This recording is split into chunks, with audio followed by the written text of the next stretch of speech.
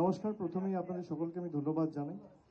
আমাদের প্রতি বছর মানুষের প্রতি একটা কমিটমেন্ট থাকে, বিশেষ করে যেহেতু ডায়মন্ড হারবার লোকসভার আমি নির্বাচিত সাংসদ, এবং গত বছর থেকে আমরা, গত বছর বলা ঠিক না, তার কারণ এই বছরই টেকনিক্যালি আমরা স্টার্ট করেছি, কিন্তু সেবাশ্রয়ের এটা দ্বিতীয় অধ্যায়, যেটা আমরা আজকে মহেশতলার মাটি থেকে শুভ সূচনা করলাম। এর আগে বাটানগরের একটা ক্যাম্পে আমি গেছি। এখান থেকে নুঙ্গির এই রথতলা মাঠে যে ক্যাম্প হয়েছে, আমি সাংবাদিক বন্ধুদের সকলকে অনুরোধ করব যে ক্যাম্পের ভিতরটা আপনারা একবার ঘুরে দেখুন যে কি কি পরিকাঠামোগত ব্যবস্থা এবং প্রত্যেকটা আলাদা ডিপার্টমেন্টের অর্থোপেডিক্স থেকে শুরু করে, কার্ডিওলজি থেকে শুরু করে, নিউরোলজি থেকে শুরু করে সব বিভাগের আলাদা স্পেশালিস্ট ডক্টর, এবং সেখানে চেম্বার ওয়াইজ আমরা ভাগ করে দিয়েছি যার যা সমস্যা হবে, এবং ব্লাড রিপোর্ট থেকে শুরু করে serology test, USG, ECG, breast cancer থেকে শুরু করে যেখানে যার যা প্রয়োজনীয়তা থাকবে আমরা আমাদের সীমাবদ্ধ সামর্থ্য অনুযায়ী প্রত্যেকটা টেস্টের ব্যবস্থা করেছি। যারা ব্লাড টেস্ট করাতে আসবে তাদেরকে রিপোর্ট সরাসরি তাদের ফোনে, তাদের নাম্বারে হোয়াটসঅ্যাপে পাঠিয়ে দেওয়া হবে দুদিনের মধ্যে। এবং তাছাড়া যা ওষুধপত্রের ব্যবস্থা আমরা করেছি, ডাক্তারবাবুরা যেরকম উপদেশ দিচ্ছেন, যদি কারো 7 দিনের কোর্স থাকে, 10 দিনের কোর্স থাকে, 15 দিনের কোর্স থাকে, পুরোটাই যত দিনের ওষুধ তাদের প্রয়োজনীয়তা থাকবে, দরকার পড়বে, কারো 7 দিনের দরকার পড়লে 7 দিনের, কারোর 15 দিনের দরকার পড়লে 15 দিনের, পুরোটাই আমরা বিনামূল্যে, বিনা পয়সায় মানুষকে প্রোভাইড করছি। এটা আমরা আগের বারও করেছি। এবং গত বছর সেবাশ্রয় আপনারা জানলে খুশি হবেন, প্রায় 12 লক্ষ ডায়মন্ড হারবার লোকসভার বিস্তীর্ণ এলাকা জুড়ে, শুধুমাত্র ডায়মন্ড হারবার লোকসভা নয় বা দক্ষিণ 24 পরগনা নয়, বিভিন্ন জেলা থেকে পরবর্তীকালে যখন মানুষ জানতে পারলো এরকম একটা ক্যাম্প তৈরি হয়েছে যেখানে দুস্থ গরিব মানুষের জন্য আমরা এই ব্যবস্থা করেছি, বিনামূল্যে বিনা পয়সায় চিকিৎসা ব্যবস্থা, রাজ্যের বিভিন্ন প্রান্ত থেকে লোকেরা এসেছিল। এবং আমি অত্যন্ত খুশি এবং সর্বশক্তিমানের কাছে কৃতজ্ঞ যে আমি কাউকে খালি হাতে ফিরতে দিইনি। প্রায় 12 লক্ষ মানুষকে আমরা বিনামূল্যে চিকিৎসা এবং তাদের ওষুধপত্রের ব্যবস্থা আমরা করেছি। প্রায় 2000-2500-এর উপর ছানি অপারেশন করেছি। 7000-এর কাছাকাছি আলাদা রেফারেল কেস ছিল, যেগুলো বিভিন্ন হাসপাতাল, এসএসকেএম, বাঙ্গুর, এদিকে ডায়মন্ড হারবার মেডিকেল কলেজ, ওদিকে Garden Reach Super Speciality Hospital সহ একাধিক জায়গায় আমরা প্রায় 7000 রেফারেল কেস, এগুলো অত্যন্ত সফলভাবে অ্যাড্রেস করেছি। টাইম টু টাইম যোগাযোগে ছিলাম পরিবারগুলোর সাথে, তাদের যাতে কোনো রকম অসুবিধা না হয়। এবং আপনারা ঘুরে দেখলে বুঝতে পারবেন, এই যে মডেল ক্যাম্প তৈরি হয়েছে, এই মডেল ক্যাম্পটাই অনেকটা একটা রেফারেল সেন্টারের মতো। এবার যেখানে হয়তো মডেল ক্যাম্পের সেই ব্যবস্থাপনা দরকার যেটা যেটা একটা পেশেন্টের দরকার রয়েছে, সেটা যদি আমাদের কোনো রকম খামতি থাকে, সেক্ষেত্রে আরো যে সুপার স্পেশালিটি হাসপাতালগুলো রয়েছে সেখানে আমরা রেফার করছি। কিন্তু রেফার করে দিয়ে যে কাজ শেষ তা নয়, আমাদের তরফ থেকে, আমাদের সেবাশ্রয়ের তরফ থেকে যারা ডেডিকেটেড ভলেন্টিয়াররা রয়েছে, ডাক্তারদের টিম রয়েছে, তারা সরাসরি পেশেন্ট পার্টির সাথে যোগাযোগে থাকছে, কোনো রকম অসুবিধা হচ্ছে কিনা, ঠিকমতো ডাক্তারবাবুরা ডেকেছে কিনা, এবং তারা যদি তাতে খুশি না হন বা তারা যদি মনে করে যে না, বাড়তি আরো এক ধাপ এগিয়ে আমাদের অন্য হাসপাতালে যেতে হবে, যেমন অনেক নিউরোলজিক্যাল কেস আমাদের কাছে লাস্ট ইয়ার এসেছিল, যেগুলো আমরা নিম্যান্সেও পাঠিয়েছিলাম, সাউথ ইন্ডিয়াতেও পাঠিয়েছিলাম, বাইরেও যদি প্রয়োজন পড়ে আমরা পাঠিয়েছি। ককলিয়ার ইমপ্ল্যান্টের একাধিক কেস এসেছিল, এগুলো খুব জটিল কেস।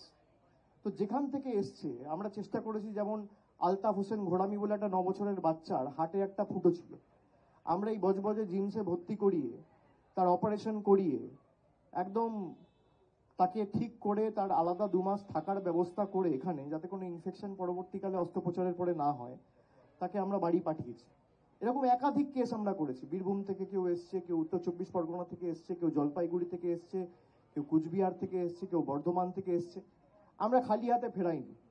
আজকে যে সেবাশ্রয়ের এই কর্মযজ্ঞ বা কর্মসূচি শুরু হলো, মহেশতলার ক্ষেত্রে 2টো মডেল ক্যাম্প আমরা করেছি, একটাই নুঙ্গিতে হয়েছে, একটা বাটায় হয়েছে। এবং অন্যান্য বিধানসভার ক্ষেত্রে আমরা প্রত্যেকটা বিধানসভায় ডেডিকেটেড একটা করে মডেল ক্যাম্প করছি। আমরা 7 দিন করে একটা বিধানসভায় ক্যাম্পগুলো করব, এবং 7 দিন পরে, যেমন আজ থেকে শুরু হলো মহেশতলায়, আজ থেকে মহেশতলায় চলবে 7 দিন, তারপর 8 তারিখ থেকে চলে যাবে মিটিয়া বুরুজে। এবার মিটিয়া বুরুজে 7 দিন চলবে, তারপর চলে যাবে 7 দিন বিষ্ণুপুরে, বিষ্ণুপুরে বজবজে, বজবজের পর চলে যাবে বিষ্ণুপুরে, বিষ্ণুপুরের পর চলে যাবে সাতগাছিয়া, সাতগাছিয়ার পর চলে যাবে ফলতায়, একদম শেষে আমরা করব ডায়মন্ড হারবার। আগে ডায়মন্ড হারবার দিয়ে শুরু করেছিলাম, এবার ডায়মন্ড হারবারে আমরা শেষ করছি। এবং 22 তারিখ এই কর্মসূচি শেষ হবে, 23 তারিখ সরস্বতী পুজো, আর 24 তারিখ, 25 তারিখ, 26 তারিখ, 27 তারিখ, 28 তারিখ, এই 5 দিন টানা, একদিন গ্যাপ দিয়ে, খালি সরস্বতী পুজোর দিনটা সবাইকে ছুটি দিয়ে, মধ্যেখানে 25শে ডিসেম্বর, 31শে ডিসেম্বর 2-3 দিন গ্যাপ আছে। এছাড়া টানা 2 মাসে কর্মসূচি চলবে। এবং যে 5 দিন আমি বললাম, 24, 25, 26, 27, 28, প্রত্যেকটা মডেল ক্যাম্প অ্যাক্টিভ থাকবে। অনেক সময় অনেক রুগীরা আসে যাদের আবার 10 দিন, 15 দিন, 20 দিন পরে বা 1 মাস পরে ডাক্তারবাবুদের কাছে আরেকবার দেখাতে হতে পারে। ডাক্তারবাবুরা তাদের উপদেশ দেয় বা পরামর্শ দেয় যে ফলো আপের জন্য আপনারা 1 মাস পর আবার আসবেন, যে ওষুধগুলো দিয়েছে তাতে ব্যথা কমেছে কিনা, কোনো যদি সমস্যা থাকে সেগুলো সমাধান হয়েছে কিনা, মিটেছে কিনা। তো ফলো আপ ক্যাম্প হিসেবে আমাদের এই 5 দিন 7টা বিধানসভায় 5 দিন ধরেই ক্যাম্প চলবে এবং 28শে জানুয়ারি অবধি এই কর্মসূচি চলবে। এবং আমি যেগুলো বললাম যে বেসিক যে আমরা সেটআপটা রেখেছি, আপনারা যদি গিয়ে দেখেন সেখানে পোর্টেবল এক্সরে থেকে শুরু করে, সেরোলজি টেস্ট থেকে শুরু করে, ইসিজি থেকে শুরু করে, ডেঙ্গুর যে টেস্ট প্রক্রিয়া থেকে শুরু করে, এগুলো অন্য ক্যাম্পেও রয়েছে। কিন্তু মডেল ক্যাম্পে ডেডিকেটেড 10-12 জন স্পেশালিস্ট ডাক্তার আমরা রেখেছি, যেখানে যার যা সমস্যা হবে। আই চেক আপের ব্যবস্থা রয়েছে। আগের বার সেবাশ্রয় যাদের পাওয়ারের সমস্যা ছিল, যে চোখে দেখতে অসুবিধা হয়, চশমার প্রয়োজনীয়তা রয়েছে, আমরা এরকম প্রায় 40,000 লোককে, 40,000 আমরা বিনামূল্যে, বিনা পয়সায় চশমা তৈরি করে দিয়েছি। এবং তাদের একজনকেও চশমাটা নিতে আসতে ক্যাম্পে হয়নি, আমাদের প্রতিনিধিরা গিয়ে তাদের বাড়িতে পৌঁছে দিয়েছে সেই চশমা। এটাই ডায়মন্ড হারবার মডেল, যে আমরা আমাদের সীমাবদ্ধ সামর্থ্য অনুযায়ী যখন বোধ করেছি যে কারোর কোনো প্রয়োজনীয়তা রয়েছে, এটাই তো একটা জনপ্রতিনিধির কাজ। সুতরাং আমি চেষ্টা করেছি, যেভাবে মানুষ আমাকে ভালোবাসার ঋণে ডায়মন্ড হারবারের মাটিতে আবদ্ধ করেছেন, আমি এই মাটির কাছে চিরকৃতজ্ঞ। এবং আমি এটা বারবার বলি যে আমার জন্মভূমি কালীঘাট, দক্ষিণ কলকাতা হতে পারে, কিন্তু আমার কর্মভূমি এই ডায়মন্ড হারবারের মাটি। ঈশ্বর যদি মৃত্যুর পরে কোনোভাবে বিলীন না করে দেয়, তাহলে বারবার আমি মাটিতেই ফেরত আসার কথা ভাববো এবং ঈশ্বরের কাছে প্রার্থনা করব। আমি এই মাটির কাছে চিরকৃতজ্ঞ। তাই আমরা আমাদের সামর্থ্য অনুযায়ী যতটুকু পেরেছি করেছি। আপনাদের সাংবাদিক বন্ধুদের অনুরোধ করব যে আপনারা ভিতরে গিয়ে একবার মডেল ক্যাম্পটা দেখুন। সেখানে বিশেষ করে এক্সরে সেকশনটা এবার আমরা পুরো আলাদা করে দিয়েছি, রেডিয়েশনের যাতে কোনো রকম কোনো সমস্যা না হয়। ওয়েটিং এরিয়া আলাদা করা হয়েছে, রেজিস্ট্রেশনের ব্যবস্থা রয়েছে, কারোর কোনো রকম সহায়তা থাকলে একটা হেল্প ডেস্ক করা হয়েছে, আলাদা ফার্মাসি করা হয়েছে, আলাদা আলাদা ডিপার্টমেন্ট করা হয়েছে। এবং সেখানে ইএনটি থেকে শুরু করে, ডেন্টিস্ট থেকে শুরু করে, কার্ডিওলজি থেকে শুরু করে, যার যা প্রয়োজনীয়তা রয়েছে সব আমরা আমাদের যতটুকু সামর্থ্য রয়েছে আমরা চেষ্টা করছি। আগের বার আমরা প্রথম শুরু করেছিলাম, আমরা অনেক কিছু এই 60 দিন 70 দিনে শিখেছি। প্রায় 2.5 মাস ক্যাম্প চলেছিল, 2 জানুয়ারিতে শুরু হয়েছিল এবং প্রায় 2.5 মাস ধরে এই ক্যাম্প চলেছিল। 75 দিনে আমরাও কাজ করতে করতে শিখেছি এবং সেই শিক্ষা থেকে আমরা শিক্ষা নিয়ে, সেই কাজ থেকে আমরা শিক্ষা নিয়ে আমরা যতটুকু পেরেছি এবার সেই সংশোধনগুলো করে যাতে 100% ফুল প্রুফ করে মানুষকে পরিষেবাটা দেওয়া যায় আমরা চেষ্টা করেছি। ঠিক আছে,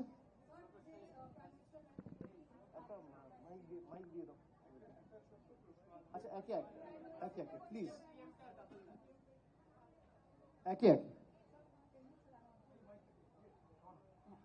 Sir, today Prime Minister Narendra Modi, while addressing the Parliament, he has said that Parliament is not a place for the opposition to create drama. There are also the other places. Because of them, the new MPs are getting frustrated because they are not able to speak about their constituencies, about development. On the other hand, he also added that that opposition parties need to change their strategy because since last 10 years they are doing the same thing and people are not accepting it. If they want, PM is ready to give the tips. So how do you see that? Because PM Modi is saying that I'm ready to give the tips to the opposition. What is the opposition raising in Parliament? They are asking the government to at least initiate a debate and discussion on SIR or electoral reforms. Do you think it's drama?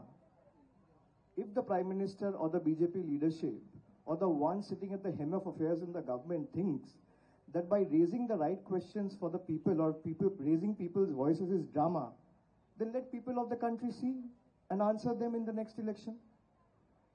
You have 40 people who have lost their life because of the way the SIR was hastily implemented without consulting with any of the stakeholders in the state government. The BLOs who were appointed by this very election commission has put the onus on EC and made them responsible for their deaths. Do you think it's drama? Do you think it's drama? Ask the question to the BJP leadership. Let the Prime Minister of the country, let the BJP top brass, let the Parliamentary Affairs Minister, let the Law Minister, let the Chief Election Commissioner answer this question. 40 people have lost their life. Where is the accountability of the government? People have no problem in standing in queue and filling forms, but where is the accountability? People filled forms before. People stood in the queue 10 years back when demonetization was announced, hoping that black money will be eradicated from the country. 10 years later, the volume of black money has further increased. Isn't the government accountable? Where is the accountability? Terrorists are coming from borders which are supposed to be protected by the union government. Where is the accountability? Blasts are happening in the national capital. Where is the accountability? 40 people have died because of unplanned SIR. Where is the accountability? They want to enjoy accountability without answering to the people. It's a deadly lethal combination. Opposition's duty and responsibility is to ensure that the government of the day operates and works remaining within the ambit of law and the legal framework. Government is not doing that. And if they think just by winning a couple of state elections, we are not answerable to the people, if people have the right and people have the might to reinstate you in a state or to give you an opportunity to serve the people of the state, they also have the might and mandate to remove you from the very state they have given you the responsibility to work for. Keep that in mind. So with all humility and grace, we have no problem. We want the parliament to function. But let me make it very clear, why is the government on the back foot even after winning elections and doesn't want to discuss on SIR or electoral reforms? What is stopping them? What is stopping the government? अगर 40 लोग की मौत हुआ है, इसमें अगर चर्चा चाह रहा है ऑपोजिशन पार्टीज, आपको लगता है ये ड्रामा है? पहलगाम पे अगर चर्चा चाह रहा है, ये ड्रामा है? दिल्ली ब्लास्ट पे अगर कोई चर्चा चाह रहा है, ये ड्रामा है? बंगाल के जितने भी फंड्स आप रोक के रखे हो, मनरेगा से लेके जल जीवन मिशन, आवास, रास्ता, 2 लाख करोड़ का ड्यू है गवर्नमेंट का. 2 लाख करोड़, 1,94,000 करोड़. ये फिगर नोट कर लीजिए. ये ड्रामा है? ये हक का पैसा है? किसी का मामा का पैसा है क्या? तो लोग डिस्कशन नहीं मांगेंगे तो कौन मांगेगा? मैं इस मिट्टी से चुना हुआ एक सांसद हूं. मेरा जिम्मेदारी नहीं है मेरा लोगों को जवाब देने का कि 5 साल में मैंने क्या किया, मैंने क्या उठाया?